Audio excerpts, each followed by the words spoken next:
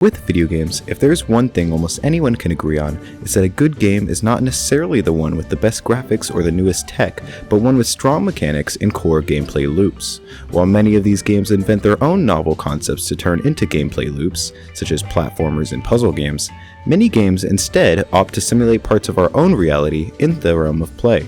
Some are abstract depictions of war, while others enthrall players with the adrenaline and thrill of racing cars at high speeds. One common type of activity simulated in games, however, is sports. From the NBA series to FIFA, games in this genre have typically stuck to a grounded sense of realism to keep the simulation true to reality.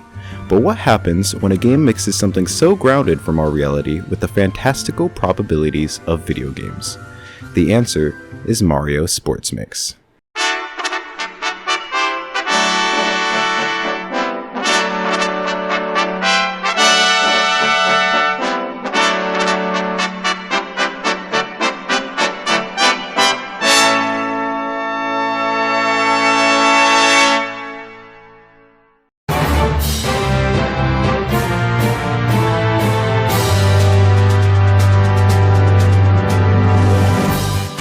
Mario Sports Mix is a beautifully created, forgotten gem of a game that takes the real-life sports of basketball, dodgeball, volleyball, and hockey and puts them in a blender with the characters, items, and animatedness of the Mario universe.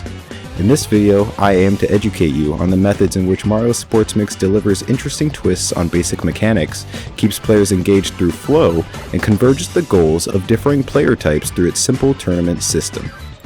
It's no secret that Mario games tend to err on the side of make-believe. Mario Sports Mix is no exception. While players can enjoy familiar sports like basketball or hockey, the game still has many ways that it changes up its basic mechanics to create unique and fun situations.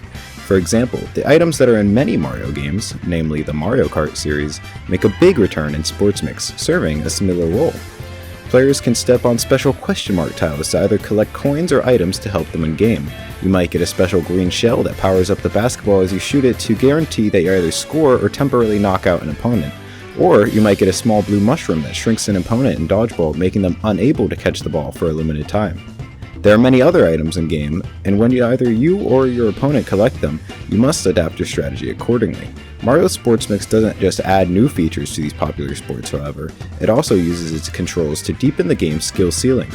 In basketball, throwing the ball at just the right time in your jump will guarantee a point, no matter how far away you shoot it from. This means that as players master the timing window, they unlock more tools and reliable strategies that they can use. Players that don't learn these types of mechanics, however, are not left out from enjoying the game. Sports Mix is incredibly accessible for all ranges of gamers, no matter how casual they may be.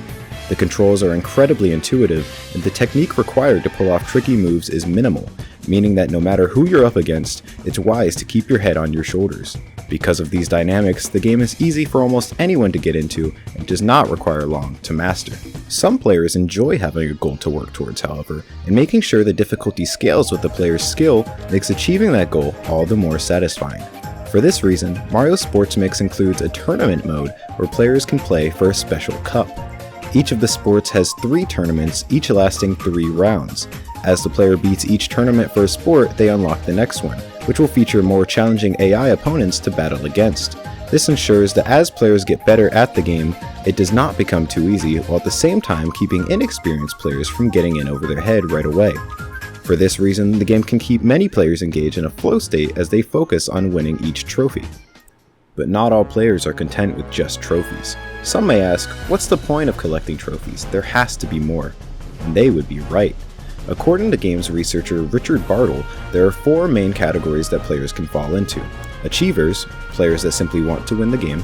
Explorers, players that enjoy uncovering the different parts of a game's world. Socializers, players who play games primarily as a way to interact with other players.